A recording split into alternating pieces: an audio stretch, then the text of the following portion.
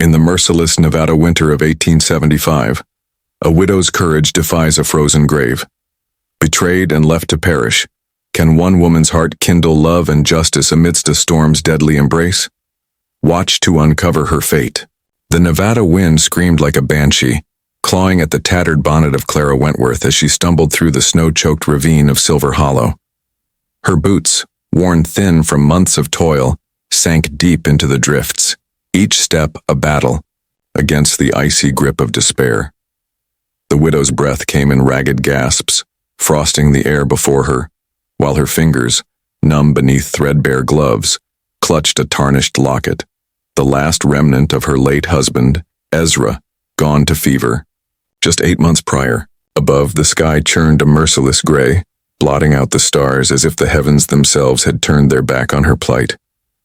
Clara's knees buckled, and she fell against a gnarled juniper, its branches heavy with snow. "Ezra," she whispered, her voice a fragile thread in the howling gale. "I swore I'd keep fighting, but I don't know if I can." She wasn't supposed to be here, alone in this forsaken valley, abandoned by those she'd once called kin. The memory burned sharper than the cold. The bitter words of her sister-in-law, Margaret Hale, whose pious smile masked a venomous heart.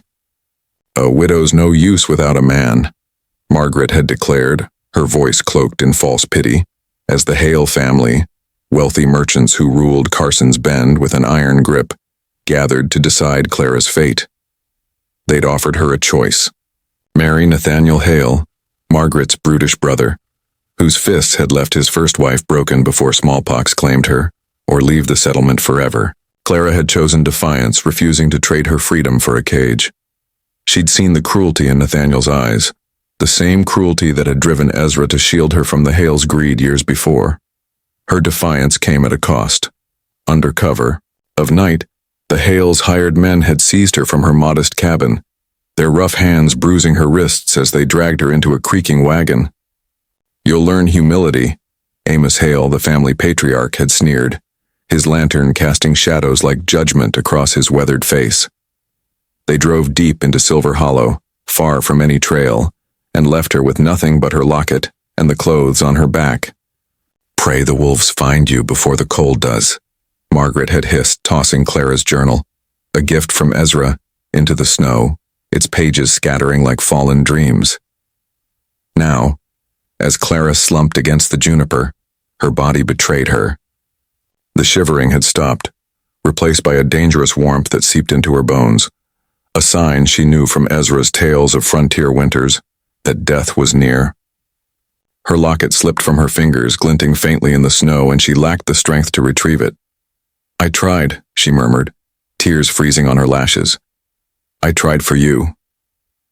The world blurred, the wind's wail fading to a distant hum. She closed her eyes, imagining Ezra's arms, warm and safe, waiting beyond the storm. Perhaps surrender wasn't failure, but release. Yet fate had other plans. Through the haze of her fading consciousness, a rhythmic crunch broke the silence. Boots, on snow, deliberate and sure. A shadow loomed broad and unyielding, blocking the feeble light of a clouded moon. Clara's lips parted, but no sound came. Strong hands, calloused yet gentle, brushed the snow from her face, and a voice deep and steady pierced the fog of her mind. "Stay with me, ma'am. You're not done yet." The man knelt, his weathered duster coated in frost, his gray eyes sharp beneath a wide-brimmed hat. Gideon Holt, a bounty hunter known across Nevada for tracking outlaws through the wildest terrains, was no stranger to death's shadow. But this woman, half buried in the snow, her face pale as porcelain, yet fierce with a quiet resolve, stirred something in him he couldn't name. He'd been riding to Carson's Bend, chasing a lead on a fugitive when his mare, Juniper, had veered off the main trail, her instincts pulling him to this ravine.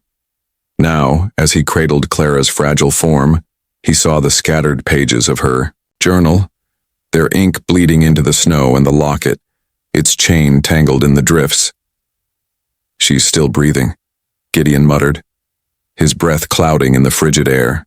He shrugged off his duster, wrapping it around her, its warmth a stark contrast to her icy skin. The locket caught his eye, and he tucked it into her hand, sensing its weight held more than gold. Tracks in the snow, wagon wheels, hoof prints, told a story darker than a storm's cruelty. Someone had left her here, not by accident, but by design. His jaw tightened, a familiar fire kindling in his chest. In 10 years of hunting men, he'd seen evil wear many faces, but abandoning a woman to freeze was a cowardice he couldn't abide. Gideon lifted Clara, her weight light as a sparrow, and secured her against his chest as he mounted Juniper. The mare snorted, sensing the urgency, and broke into a steady gait through the deepening snow. "Hold on, ma'am," he said, his voice low but firm. "We're not far from shelter." The wind howled in defiance, but Gideon's resolve was stronger.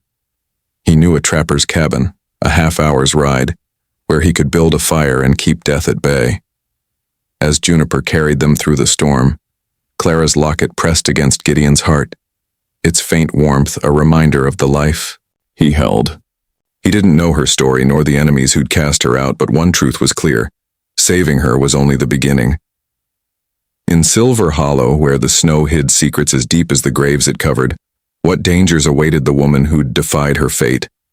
The trapper's cabin stood defiant against the Nevada storm, its weathered logs groaning under the wind's relentless assault.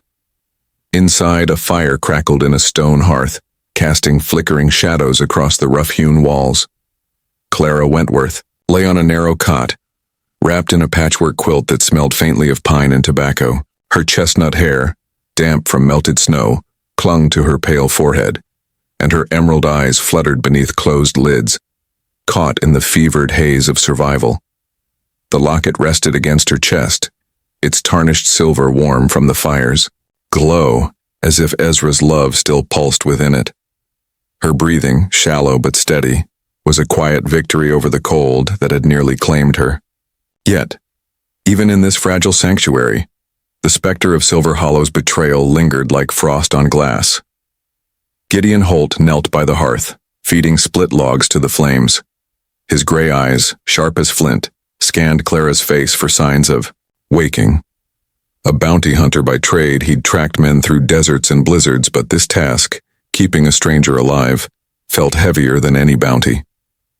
His calloused hands moved with practiced care, stirring a tin pot of broth simmering over the fire. The cabin, a relic of some long-gone trapper, was sparse: a rickety table, a shelf of dusty cans, and a single window rattling in its frame.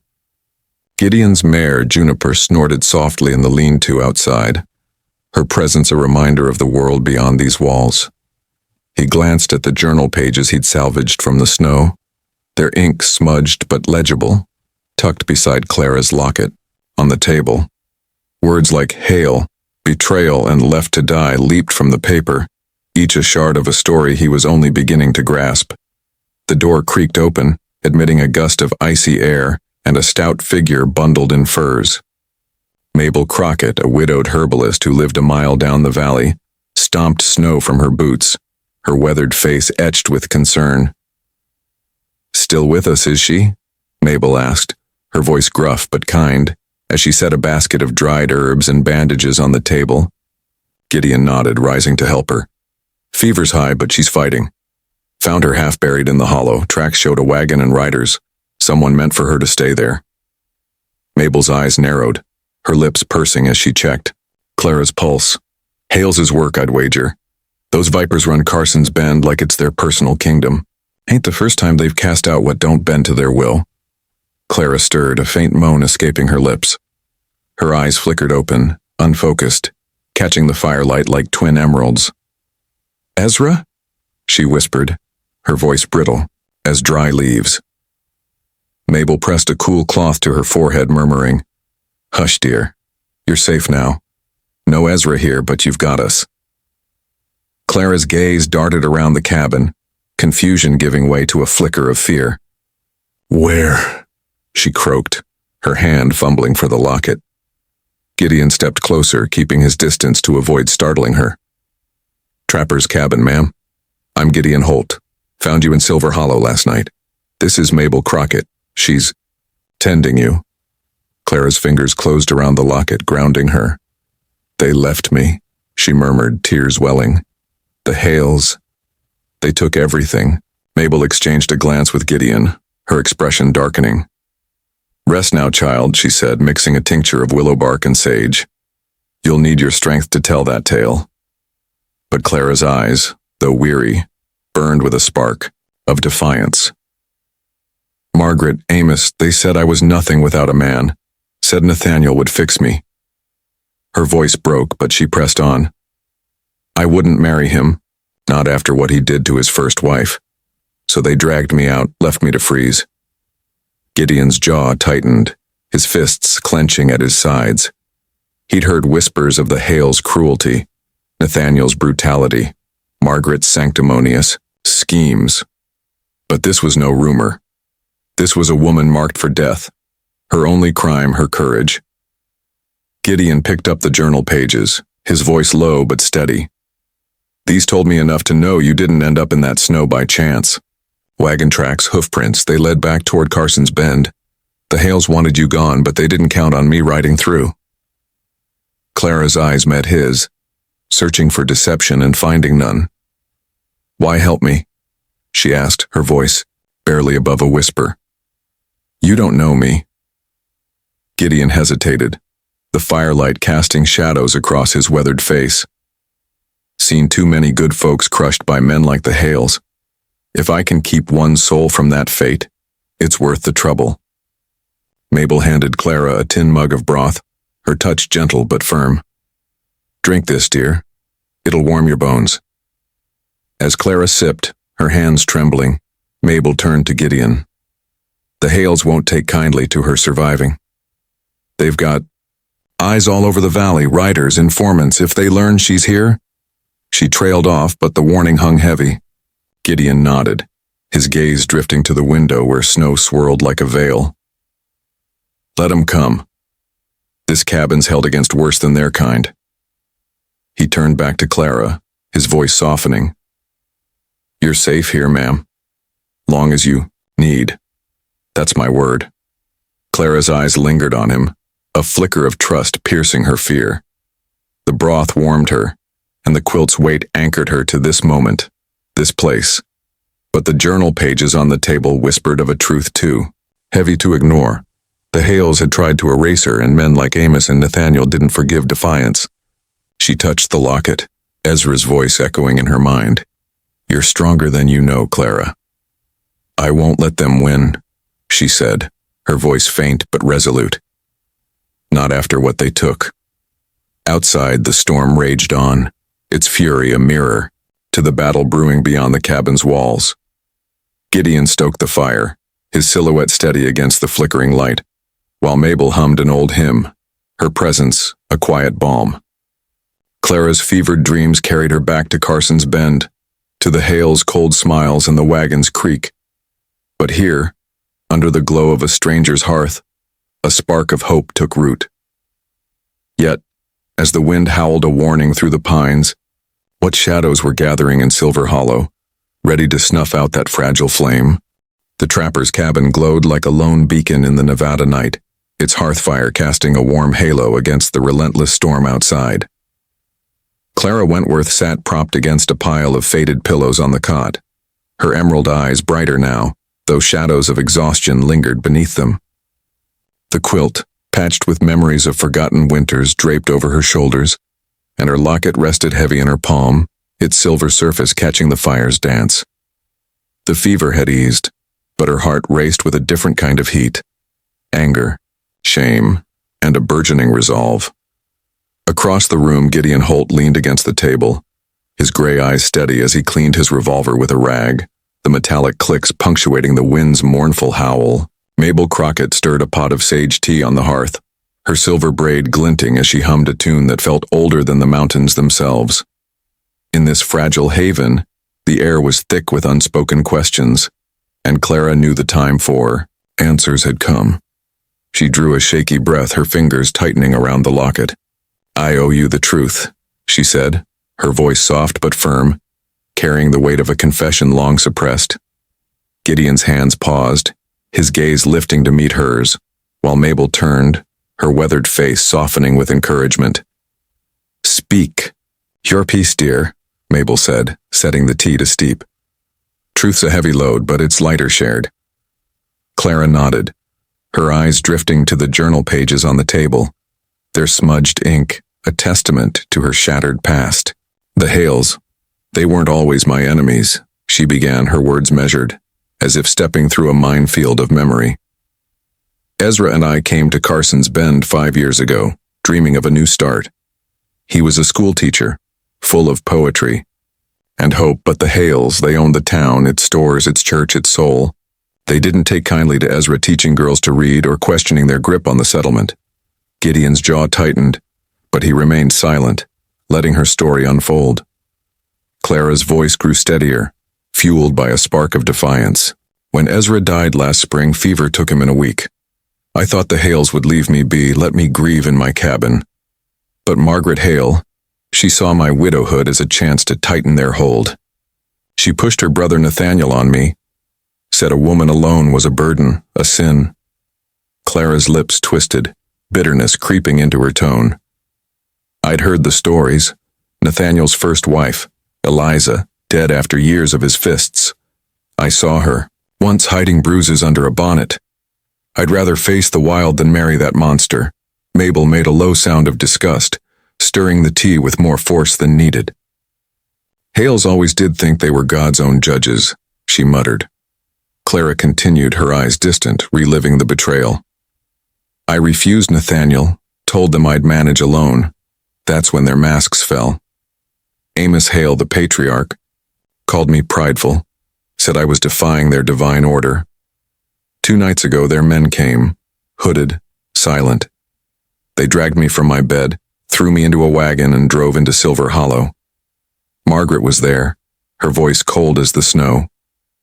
"You'll learn your place," she said, tearing my journal apart. "They left me with nothing but this locket to mock my stubborn heart." Clara's voice broke, and she pressed the locket to her lips, as if drawing strength from Ezra's memory.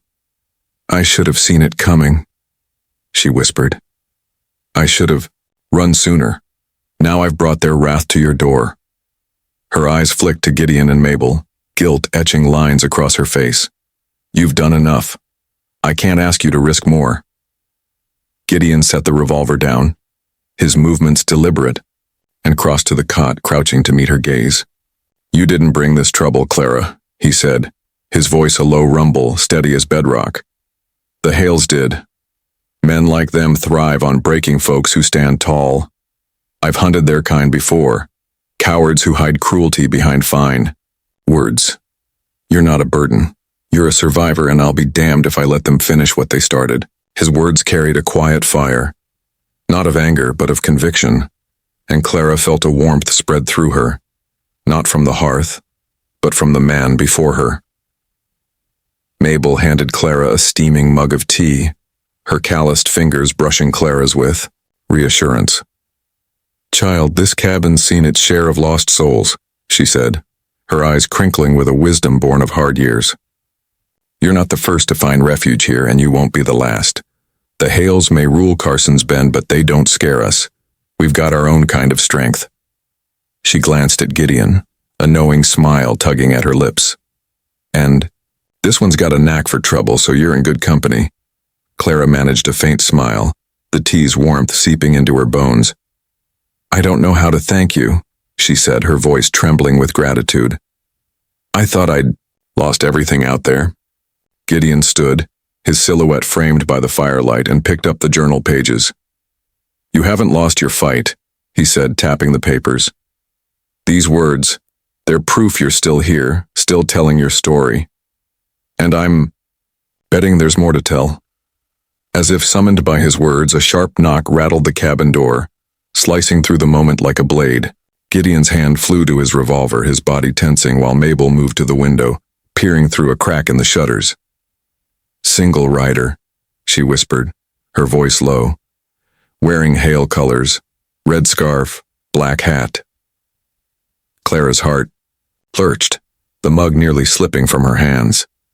Gideon motioned for silence, easing toward the door, his gun ready but low. "Who's there?" he called, his tone sharp enough to cut through the storm. A reedy voice answered, trembling with cold or fear. Message from Carson's Bend. Amos Hale says, "The widow belongs to us. Return her by dawn, or we burn this valley to ash." The words hung in the air, colder than the wind outside. Clara's eyes widened, her breath catching, but Gideon's face hardened, a storm of his own brewing in his gaze. He opened the door a crack just enough to see the rider, a scrawny boy barely 16, shivering under the Hale's banner. "Tell Amos," Gideon said, his voice deadly calm. "He'll need more than threats to take what's under my protection. Now ride, before I give you a reason to run." The boy fled into the night, his horse's hooves fading into the storms. Roar. Gideon bolted the door, turning to Clara, whose face was pale but resolute. "They won't stop," she said, her voice steady despite the fear in her eyes. "They never do." Mabel placed a hand on her shoulder, her grip firm as iron. "Let 'em try, dear. They'll find more than they bargained for here." The fire crackled, its light dancing across the journal pages as if urging Clara to reclaim her story. Gideon's promise echoed in her mind, a shield against the Hale's venom. But as the storm battered the cabin, a darker question loomed. What price would this sanctuary demand when the Hale's wrath descended upon Silver Hollow? Dawn broke over Silver Hollow with a brittle calm, the storm's fury fading to a restless murmur of wind through the pines. Inside the trapper's cabin, the air was thick with the scent of sage tea and the faint tang of gun oil. Clara Wentworth stood by the hearth, her chestnut hair tied back with a scrap of cloth, her emerald eyes tracing the flames as she stirred a pot of oatmeal.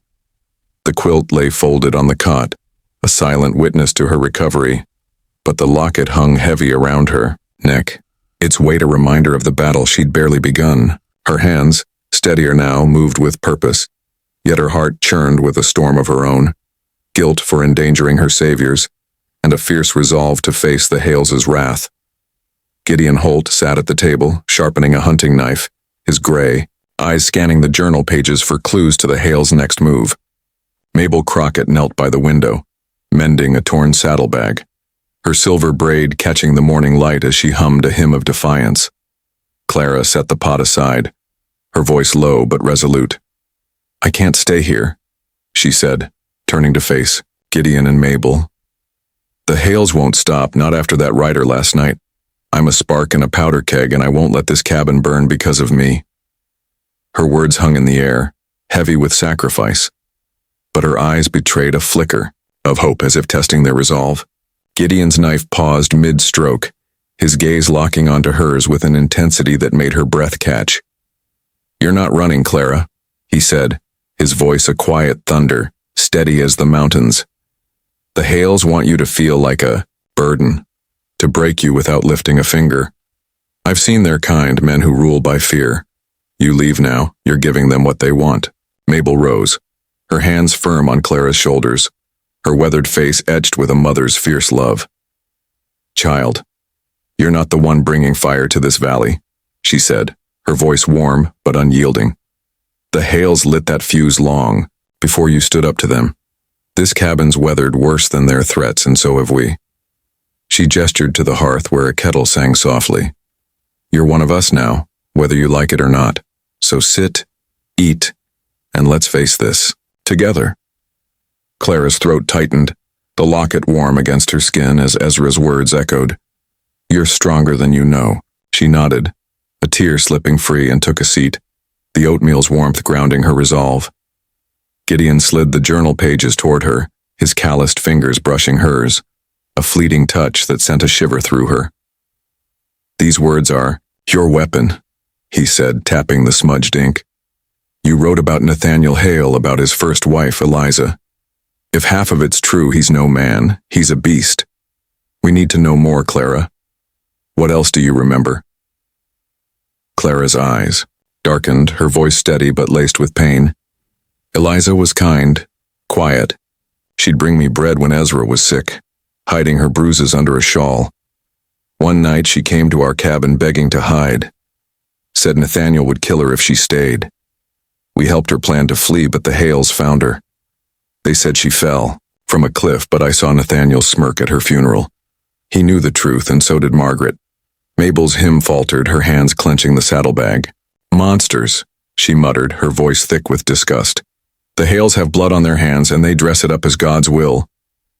Gideon stood pacing to the window, his silhouette taut with purpose. If they've killed before, they'll try again. We need to fortify this place, bar the windows, check the traps. I've got enough ammunition to hold off a small army, but we need to be ready. He turned to Clara, his gaze softening. You're not alone in this, Clara. Not anymore. As Gideon and Mabel began reinforcing the cabin, stacking logs against the door, rigging snares in the snow, a distant thud shattered the morning's fragile peace. Clara froze, her heart pounding, as Gideon grabbed his revolver and peered through the shutters. Smoke, he said, his voice low and urgent. Out by the ridge. They're burning something. Mabel joined him, her eyes narrowing. That's no campfire, it's a signal. Before Clara could speak, a guttural shout echoed through the pines, followed by the crackle of torches. 3 riders emerged from the mist, their red scarves vivid against the snow, led by a hulking figure whose presence sent a chill down Clara's spine. Nathaniel Hale. Nathaniel dismounted, his boots crunching with deliberate menace, a torch blazing in his meaty hand, his face scarred and weathered, twisted into a sneer as he called out, You've got something that belongs to Carson's Bend, Holt. Send the widow out or we'll smoke you like rats.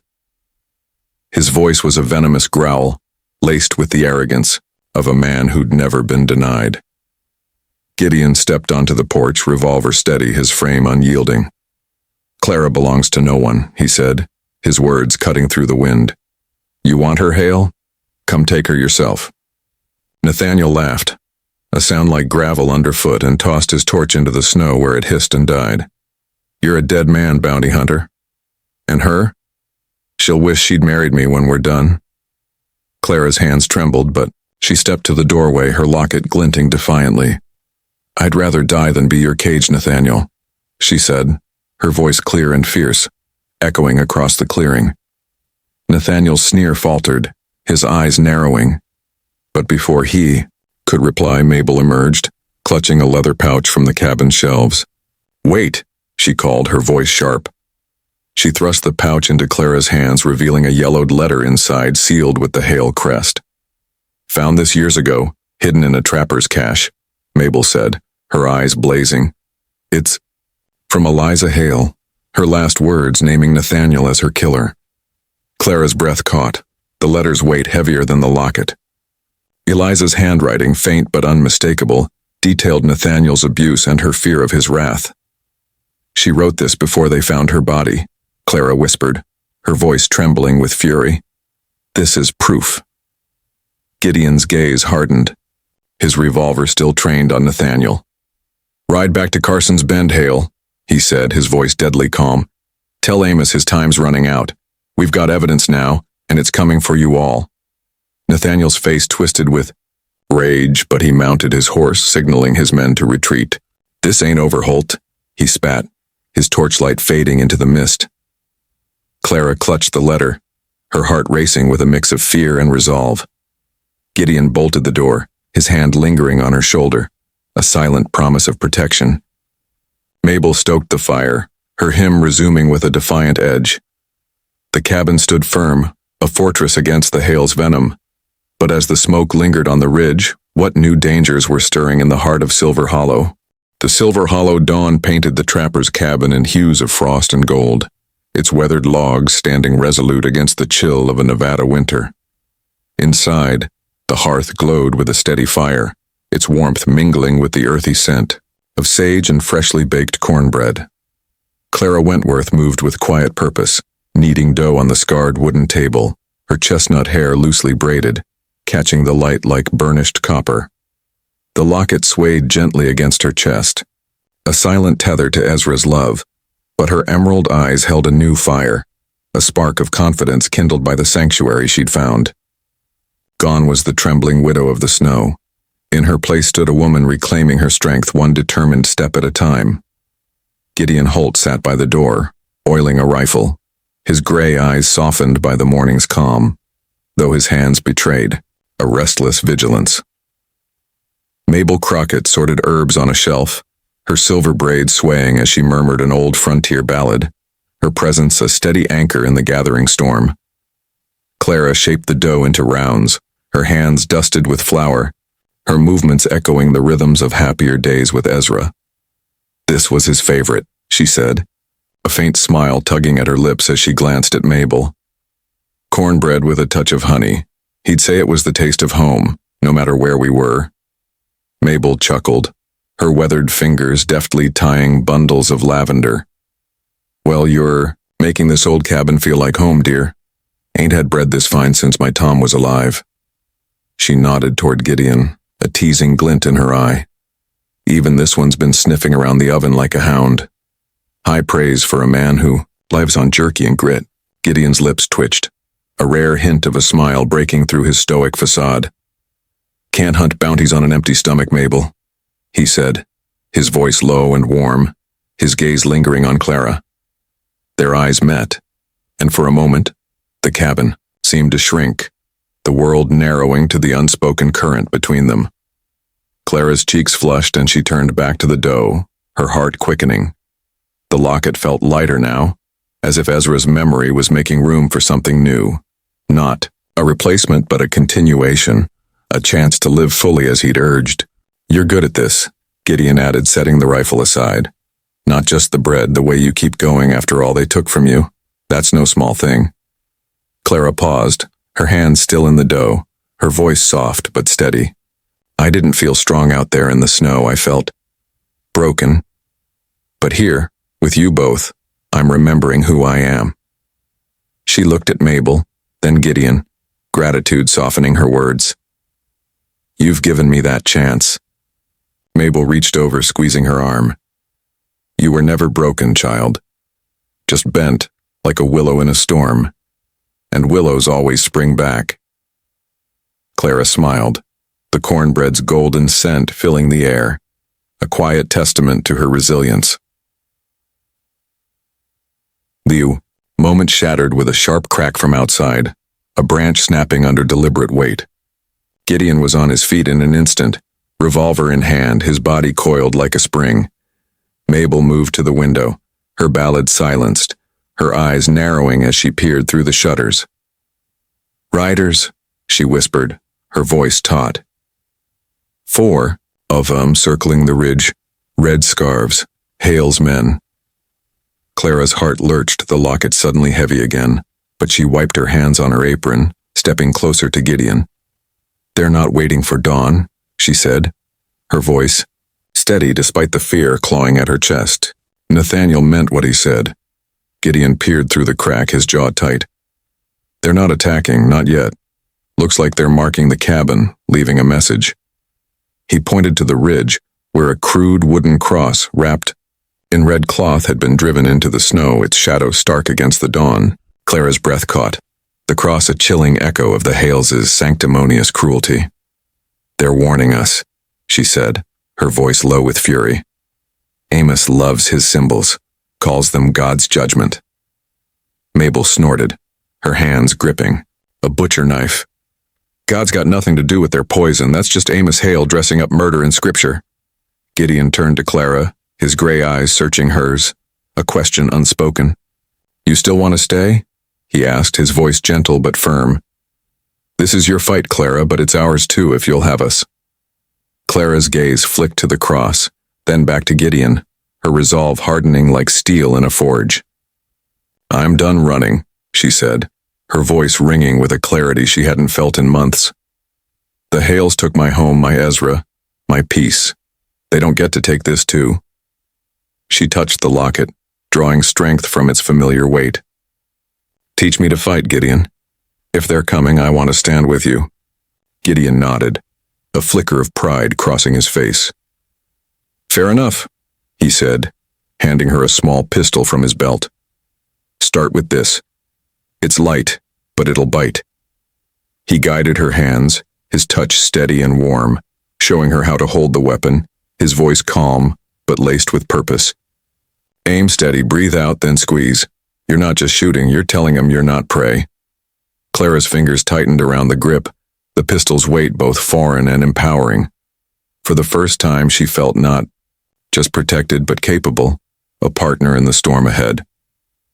Mabel watched, her ballad resuming softly, a hymn of resilience that seemed to bolster the cabin's walls. "You're a quick study, dear," she said, her eyes twinkling with approval. "The Hales won't know what hit 'em." But as she spoke, a distant rumble broke the morning's quiet. Not thunder, but hooves, heavy and purposeful, echoing from the valley's edge. Gideon's hand tightened on his revolver, his gaze snapping to the window. "They're not just watching anymore," he said, his voice low and urgent. "They're gathering." Clara set the pistol down, her cornbread forgotten, and stepped to Gideon's side, her shoulder brushing his. The cross on the ridge loomed like a harbinger, its red cloth fluttering in the wind. Mabel stoked the fire, her hymn growing defiant, as if daring the Hales to come closer. The cabin was a fortress now, forged by trust and shared purpose, but as the hoofbeats grew louder, what new threat was rising from the shadows of Silver Hollow, ready to test their fragile sanctuary? Twilight draped Silver Hollow in a shroud of indigo, the trapper's cabin glowing like a defiant ember against the encroaching night. Inside, the hearth's flames cast jagged shadows across the walls, their dance mirroring the tension that gripped the air. Clara Wentworth stood by the window, her emerald eyes scanning the darkened pines, her fingers tight around the pistol Gideon had given her. The locket at her throat gleamed faintly, a beacon of Ezra's love, but her heart pounded. With a new rhythm, courage, forged in the crucible of survival. Gideon Holt crouched by the door, his revolver loaded, his gray eyes sharp as a hawk's, tracking every rustle beyond the cabin's fortifications. Mabel Crockett knelt beside a crate of supplies, her silver braid tucked under a scarf, her butcher, knife glinting as she packed bandages and bullets with grim efficiency. The crude cross on the ridge, its red cloth a bloodstain in the snow, had promised this moment, and now the Hale's wrath was upon them. The first warning came as a flicker of torchlight through the trees, followed by the thunder of hooves, dozens, shaking the frozen earth. Clara's breath hitched, but she held her ground, the pistol's weight steady in her hands. "They're here," she whispered, her voice a mix of fear and resolve. Gideon nodded, his silhouette taut against the firelight. "Stay low, aim true," he said, his voice calm but commanding. "We hold this cabin together." Mabel rose, her ballad replaced by a steely determination. "Let 'em come," she said, gripping her knife. "They'll find more than they bargained for." The air crackled with anticipation. The cabin, a fortress of defiance against the Hale's venom. A guttural shout split the night, Nathaniel Hale's voice roaring like a beast unchained. "Burn it down, boys, drag that widow out, dead or alive." Torches flared, their orange glow painting the snow, as a dozen riders charged from the pines, their red scarves vivid against the darkness. Clara's heart raced, but Gideon's training anchored her. She crouched by the window, the shutter cracked just enough for a clear shot, and took aim. The first bullet sang from her pistol, striking a rider's shoulder, sending him tumbling into the snow with a cry. "Good shot," Gideon called, his own revolver barking as he dropped another man from his saddle. Mabel hurled a pot of boiling water through a gap, her aim true, scalding a torchbearer who screamed and fled. The Hale's assault was relentless, their torches arcing toward the cabin, one catching the lean-to where Juniper whinnied in panic. Clara's eyes widened, her thoughts flashing to the mare that had led Gideon to her. "Juniper," she cried, instinct overriding fear. Before Gideon could stop her, she darted to the door, pistol raised, and fired at a rider aiming a torch at the lean-to. The shot grazed his arm, his torch falling harmlessly into the snow, but the move exposed her, and a burly rider, Jeb, Nathaniel's foreman, charged, his lasso whipping toward her. Clara stumbled, the rope grazing her arm, but Mabel was there, her knife slashing the lasso clean. "Back, you cur," Mabel snarled, pulling Clara inside as Gideon's bullets drove Jeb back. Nathaniel loomed at the edge of the fray, his scarred face twisted with rage, a rifle raised. "You're mine, widow." he bellowed, firing at the door. The bullet splintered the frame, inches from Clara's head, but she didn't flinch. Her next shot caught Nathaniel's horse in the flank, the beast rearing and throwing him into the snow. His curse echoed as he scrambled up, but Clara's defiance burned brighter than his torches. "I'm no one's," she shouted, her voice, carrying over the chaos, a declaration of her reclaimed power. Gideon grabbed her arm, pulling her to cover, his touch both urgent and protective. "Stay with me," he said, his gray eyes locking onto hers, a silent vow amidst the gunfire. Together they held the line, their shots a steady rhythm against the Hale's onslaught. The tide turned with a new sound, hooves, not from the Hales, but from the valley's rim. A lone rider galloped into view, his badge glinting in the torchlight. Marshal Caleb Vaughn, a grizzled lawman known for his iron sense of justice. "Hale, stand down!" Vaughn's voice boomed, his rifle raised as he fired a warning shot into the air. Behind him, a handful of deputies emerged, their presence a hammer to the Hale's resolve.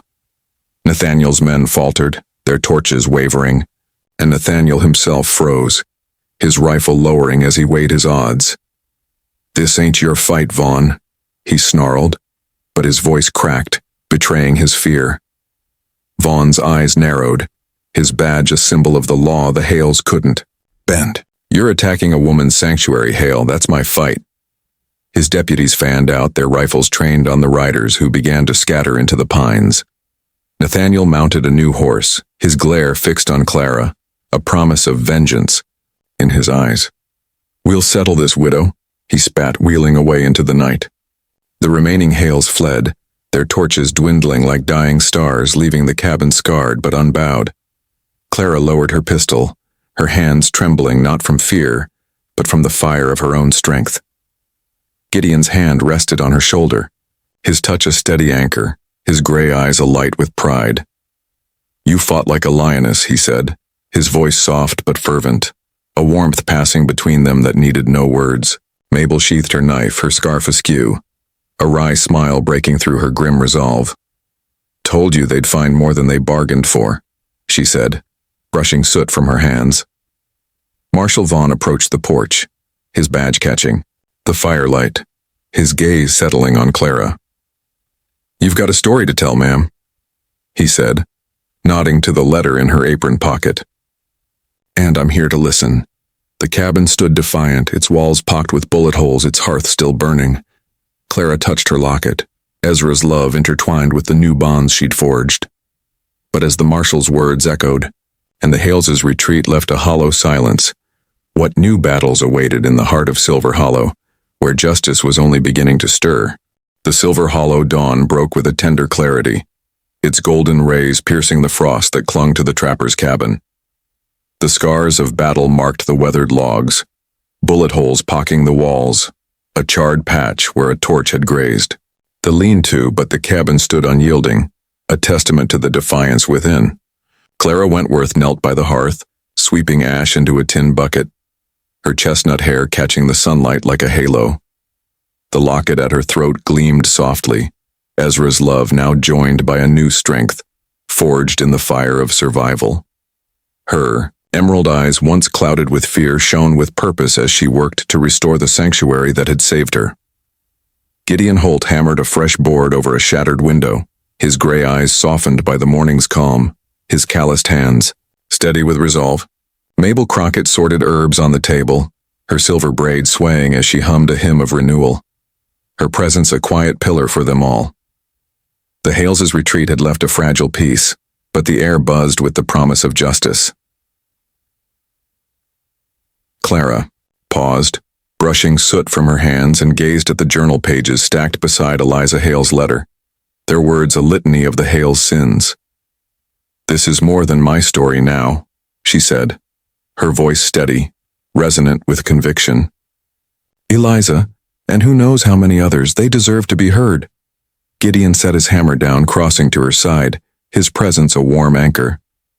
"You're giving them a voice, Clara," he said, his voice low but fervent, his gray eyes searching hers. "That's no small thing.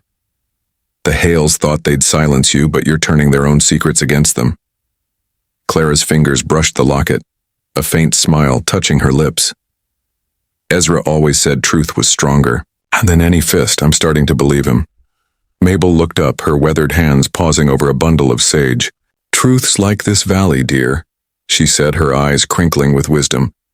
It endures no matter how hard they try to bury it. You're not just fighting for yourself, you're fighting for every woman they broke. Her words carried the weight of years, and Clara felt a surge of gratitude for this woman who'd become her guide, her family.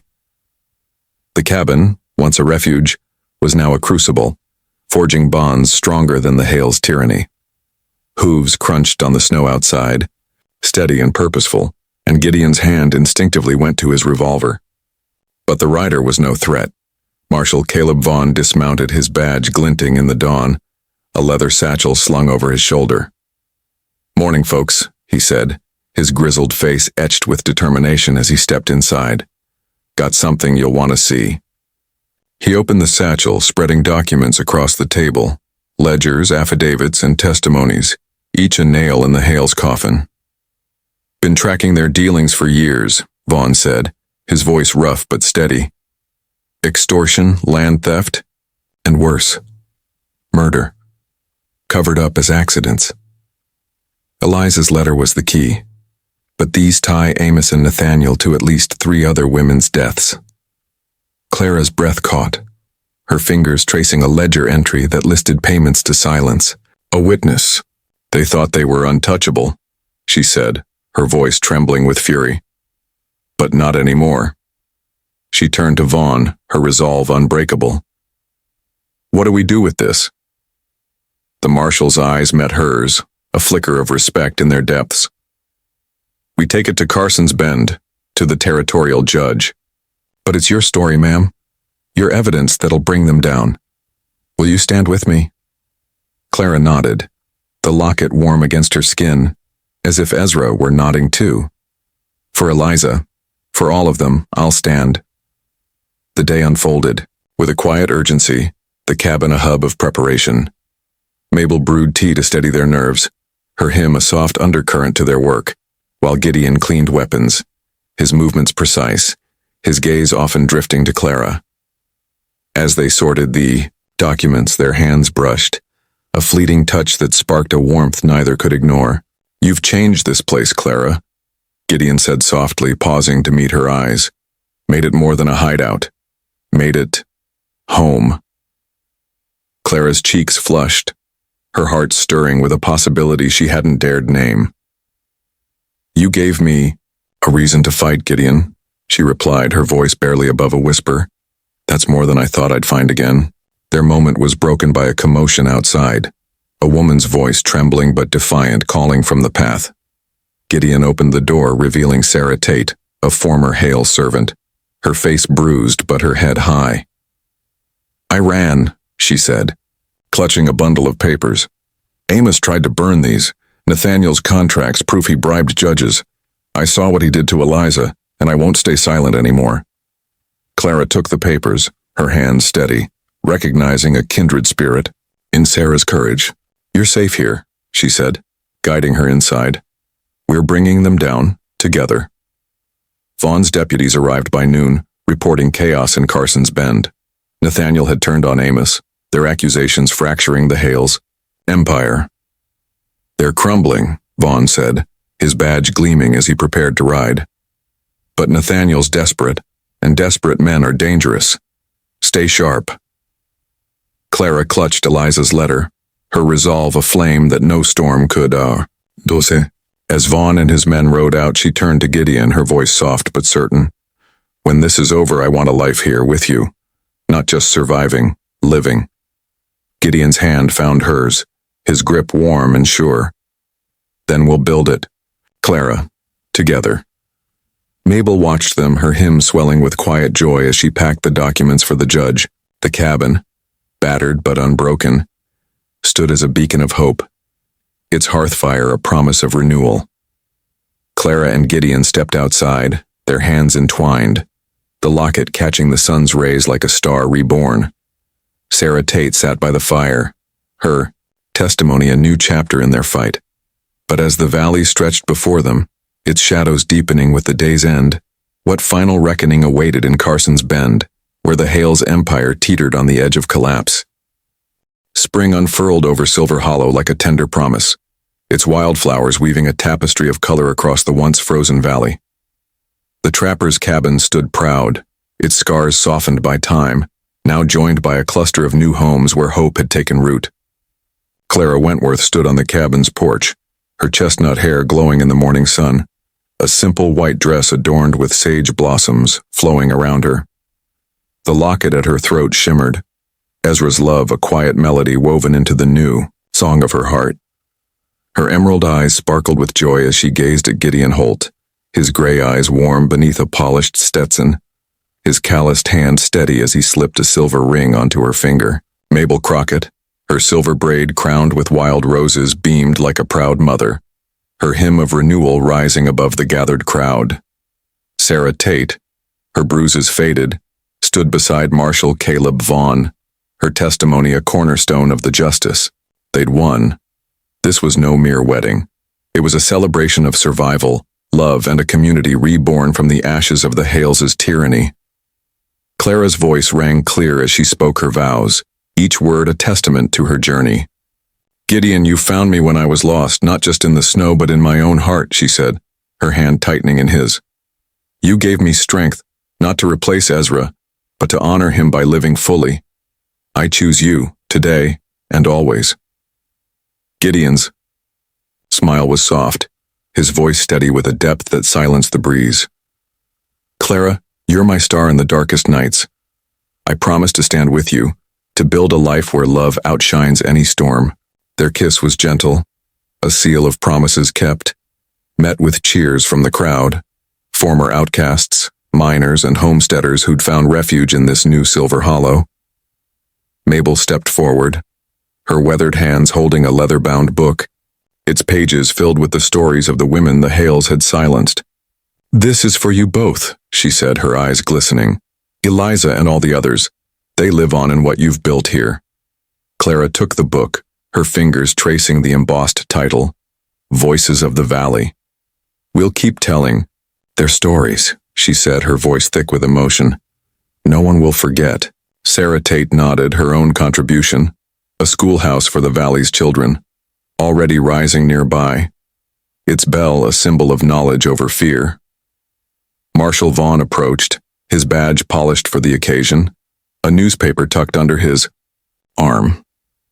"Got news from Carson's Bend," he said, his grizzled face softening. "Amos and Nathaniel Hale were sentenced yesterday. Life in a federal prison, no parole. Their empire's dust now, thanks to your evidence, Clara." He handed her the paper, its headline bold. "Hale Dynasty Falls, Justice for Silver Hollows. Lost." Clara's breath caught, the locket warm against her skin, as if Ezra were witnessing this victory. "They thought they could bury us," she said, her voice steady. "But truth grows stronger than their lies." The celebration spilled. Across the valley, tables laden with cornbread and sage-roasted venison, laughter mingling with Mabel's hymns. Clara and Gideon walked hand in hand to a meadow where the snow had once claimed her, now vibrant with wildflowers. They scattered seeds, poppies, lupines, and daisies, each a memorial to Eliza and the others, their colors a defiant bloom against the past. "This is our garden," Clara said, her hand resting on Gideon's arm. "Proof that beauty can rise from pain." Gideon knelt, pressing a seed into the earth, his voice low. "And we'll tend it together for as long as we live." As the sun climbed higher, Clara reflected on the history they'd uncovered, a lesson for their community and beyond. In the 1870s, women like Eliza faced a West where power often silenced courage, yet their resilience shaped Nevada's frontier. Communities like Silver Hollow, built on shared struggle and defiance, became beacons of change, proving that justice and love could transform even the harshest landscapes. This story, Clara knew, was a gift to their children, a reminder that strength lies in standing together, in giving voice to the voiceless. The crowd gathered for a final toast, their faces radiant with hope. Mabel raised a tin cup, her hymn pausing for words that echoed through the valley. to Clara and Gideon, to every soul who chose love over fear. This is our legacy. Clara smiled, her hand entwined with Gideon's, the locket a quiet bridge between her past and future. And to you, our friends, she called, her voice carrying to the camera. If this story touched your heart, hit that like button, subscribe, and join our journey. Share your thoughts below. Where are you watching from? Let's keep this valley's light burning. As the celebration continued, Clara and Gideon stood on the meadow's edge, the wildflowers stretching toward the horizon. Silver Hollow was no longer a place of endings, but a cradle of beginnings, its stars brighter for the darkness they'd overcome. The locket caught the last rays of sunlight, a promise fulfilled, a life reclaimed. But as the valley bloomed, what new stories would rise from its soil, carrying the legacy of love and justice into a boundless future?